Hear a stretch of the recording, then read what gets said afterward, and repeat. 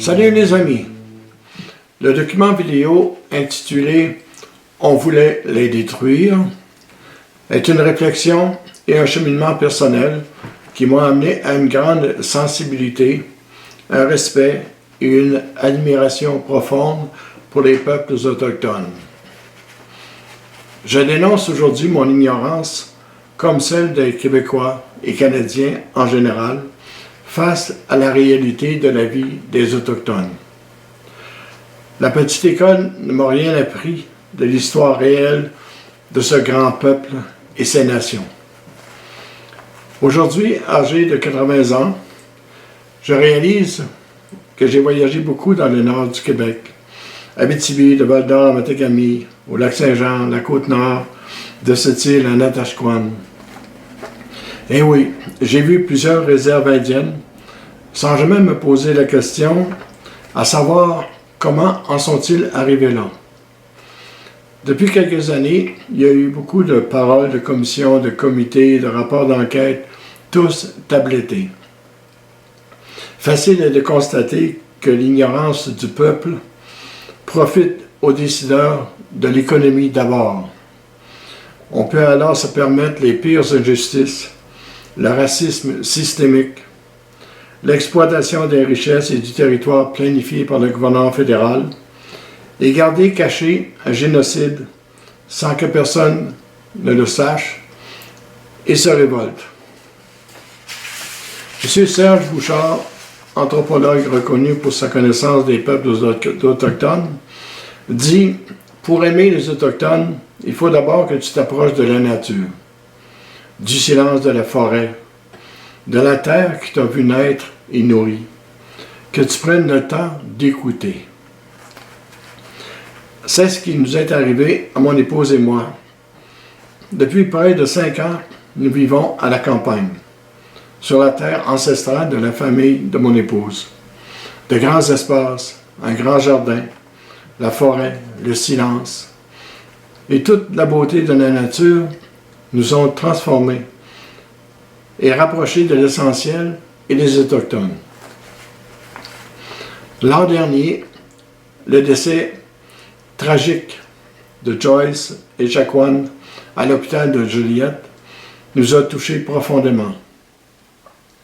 De même que les propos du premier ministre refusant de reconnaître le racisme systémique et son refus de recevoir les représentants de la communauté Atikamekw sont autant de manifestations de mépris et d'insensibilité honteuse face à la souffrance de ce grand peuple. Mon indignation suite à ces événements m'a poussé à chercher pour apprendre davantage sur la vie et l'histoire des peuples autochtones. D'où la réalisation de ce document vidéo d'environ 20 minutes. Évidemment, ce n'est qu'un bref aperçu, mais j'ai appris et compris des choses que j'ai voulu vous partager aujourd'hui. Alors merci et bon visionnement.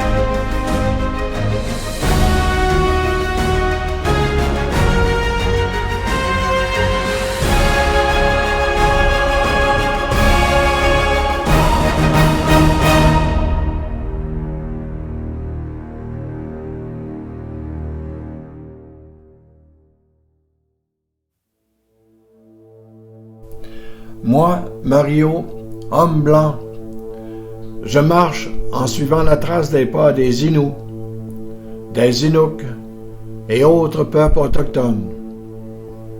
J'entends des voix, je vois des images qui m'apprennent des choses.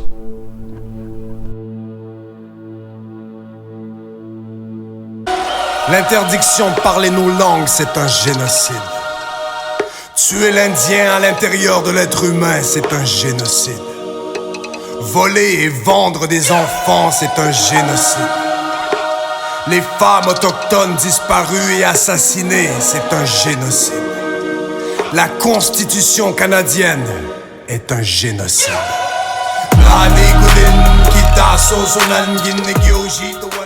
Cela n'aurait jamais dû exister. Jamais. Nous étions tous persuadés que nous n'avions pas le choix. Nous n'étions que des sauvages. Nous n'avions pas d'avenir. Il nous fallait une autre langue, un autre Dieu, une autre histoire pour être acceptés par eux, chez nous. Nous les avons crus. Ils ont pris nos enfants, parfois pour 10 mois à chaque année, parfois pour toujours.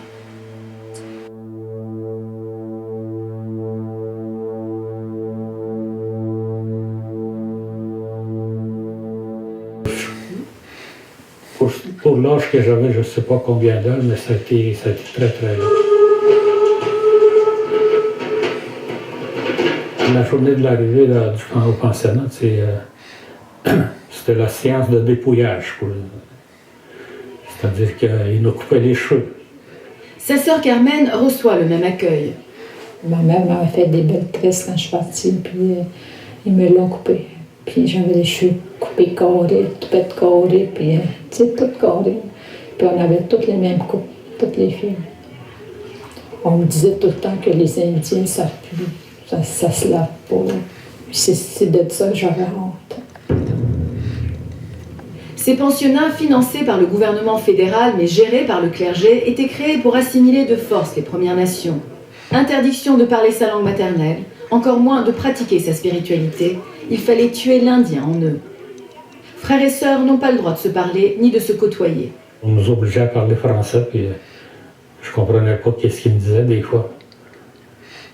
Et là, quand on comprend pas, c'était un coup de pied dans le derrière ou bien une claque en arrière de la tête. Il fallait pas qu'on parle notre langue. Mais ce qui a brisé sa vie et qu'il n'oubliera jamais, c'est quand à l'âge de 7 ans, il se fait violer par un frère lorsqu'il prenait sa douche. Quand il a pénétré son pénis dans l'anus, je sentais quelque chose qui déchirait dans le moi. Ma petite valise était très lourde. Ce que ma mère y avait mis n'y était plus. Amour, caresse, toutes ces belles choses avaient disparu. Il a gardé le secret pendant 40 ans. Cet épisode est aussi le début d'une série d'agressions sexuelles, d'abord à Amos, puis au pensionnat de Pointe-Bleue. Parfois, il y a des surveillants qui venaient nous réveiller pour aller à la messe, puis ils venaient nous réveiller, puis ils mettaient tout le temps sa main dans nos parties pour nous réveiller, puis quasiment chaque matin. Pendant près de 10 ans, il est à la merci de ses supérieurs, jusqu'à son départ à l'âge de 16 ans. J'ai sauté dans l'alcoolisme, je pourrais dire. Je me détestais tellement dans l'adolescence. Mon orientation sexuelle était complètement fuckée. C'est lourd. Ça nous amène à vouloir nous enlever la vie. Jusqu'à présent, la plupart des écoles, ça n'apprend pas cette histoire des pensionnats. C'est pas une histoire autochtone. C'est l'histoire du Canada dont on parle. Les lois qui ont créé ces écoles, c'était pas les Autochtones qui ont passé ces lois-là. C'est le Canada qui a passé ces lois.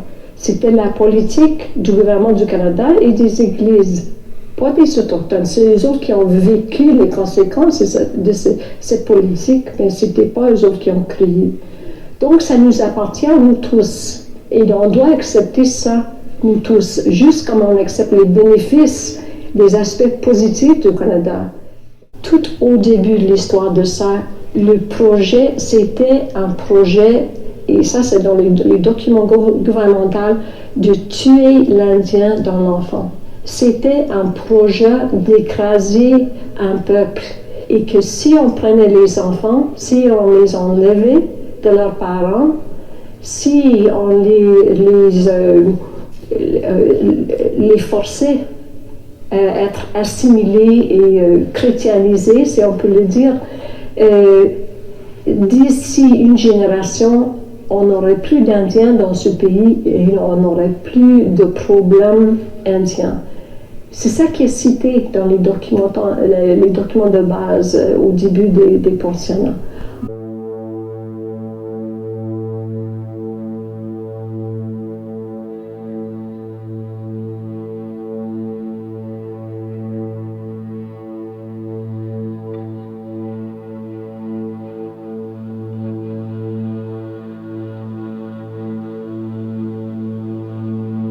As you numb yourself.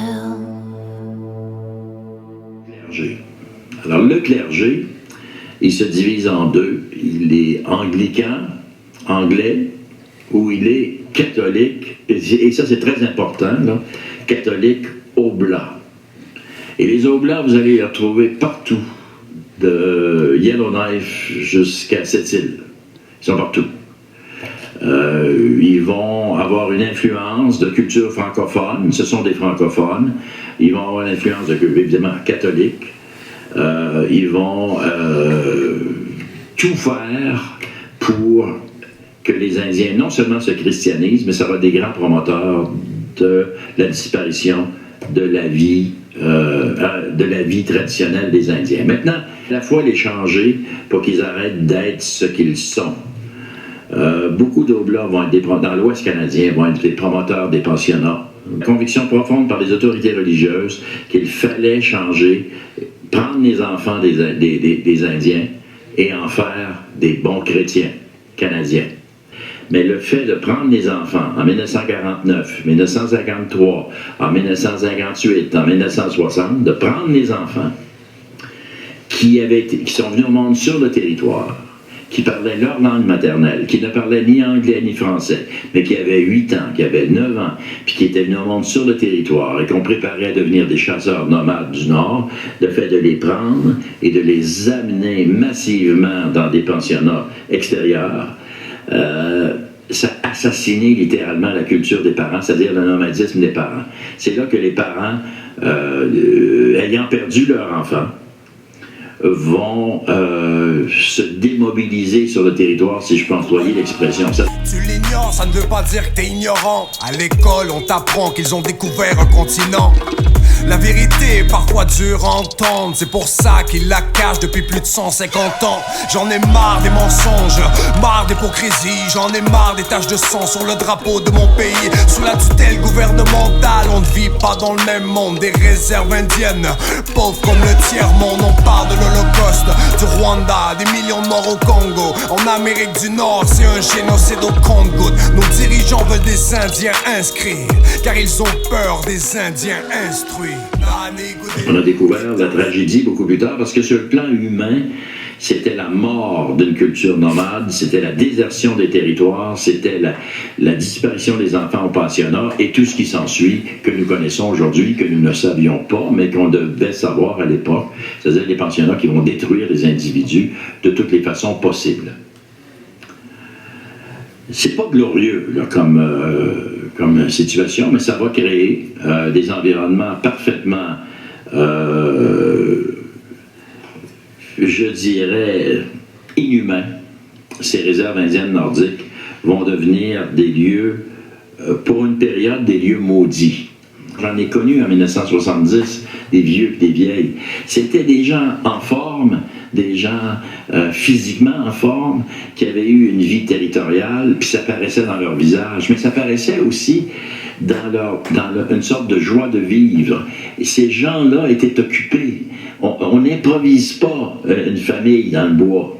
C'était des gens occupés d'une étoile à l'autre. C'était des gens qui travaillaient tout le temps, qui parcouraient des distances considérables en canot, qui parcouraient des distances considérables à pied, qui étaient en raquette, qui travaillaient, qui produisaient leur nourriture. Les hommes comme les femmes qui partageaient. Imaginez-vous ce que ça donne comme individu. C'est tout ce que la société moderne recherche aujourd'hui. Ça s'appelle être en forme. Ces gens-là étaient en forme, comme nos vieux cultivateurs d'ailleurs, qui travaillaient avec leur corps. Alors les vieux chasseurs, c'était des gens qui avaient passé leur vie dans des activités, dans des déplacements, dans des raisonnements de je vais y arriver, on va faire ça, on va avoir de l'argent, on va faire de la fourrure, on va revenir, on va là. Ils venaient au monde dans le bois, il y avait des cimetières, il y avait des naissances, il y avait ce qu'on appelle nous, le bois, c'était eux chez eux. Du jour au lendemain, tous ces gens-là se retrouvent oisifs dans un bungalow fédéral. Oisif, d'une étoile à l'autre. T'as pas de job, t'as pas de métier, je vais t'envoyer un chèque, et à chaque mois, tu vas recevoir un chèque du fédéral. La seule phrase que je viens de dire, dans une seule génération, c'est insupportable. Un grand chasseur qui se retrouve chez lui, qui se retrouve immobile. Alors, les pensionnats, les effets pervers des pensionnats sont multiples. Il y a les enfants, il y a la destruction des individus, il y a le retour sur la réserve indienne, il y a les parents qui sont démolis, il y a le sens du monde qui n'existe plus. Ça a été une période très très dure. Ça se demandait aujourd'hui comment ces gens ont fait pour traverser puis passer au travers, et ils ont passé au travers, on les retrouve aujourd'hui, en espérant un avenir, en espérant construire une société. Mais il faut prendre la mesure détaillée du mal du malheur qu'ils ont traversé. Et ça, c'est partout dans le Nord canadien.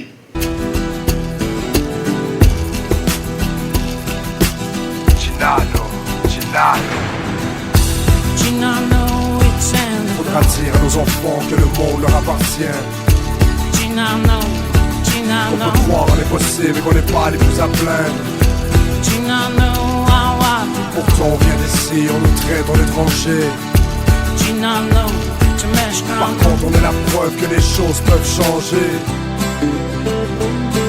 Les paroles de cette chanson veulent changer la face du monde, veulent donner de la fierté, veulent nous sortir de l'ombre. Je suis peut-être trop optimiste mais je suis vivant donc j'y crois. La plume au bout des doigts, j'écris une page de l'histoire. On est forts ensemble, c'est pour ça qu'on se rassemble. On est des frères dans l'esprit, c'est ce qui fait qu'on se ressemble. Si ensemble qu'on vaincra, si ensemble qu'on leur dira que sur les terres du Canada on est encore là. On est forts et fiers, on rassemble les nations. C'est la voix du peuple, le chant de la détermination. C'est le cri de victoire, c'est le cri de la liberté, c'est le cœur des guerriers, c'est la voix des oubliés.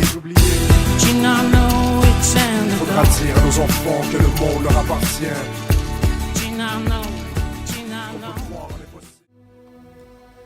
Je nourris mon esprit de la marche pour la survie. Je façonne à mon rythme les rêves enfuis dans mon cœur depuis des millénaires. Moi, Mario Amblant, je continue ma marche en suivant la trace des pas des Inuits, des Inuks et autres peuples autochtones. J'ai encore beaucoup de choses à apprendre.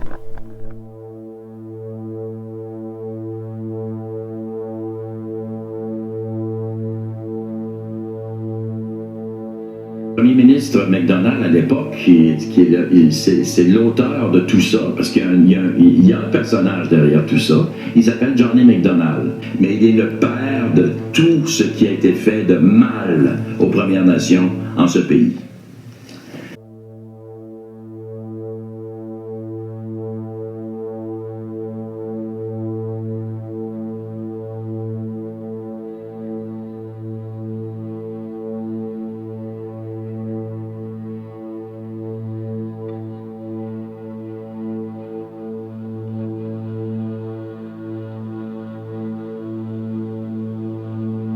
As you numb yourself,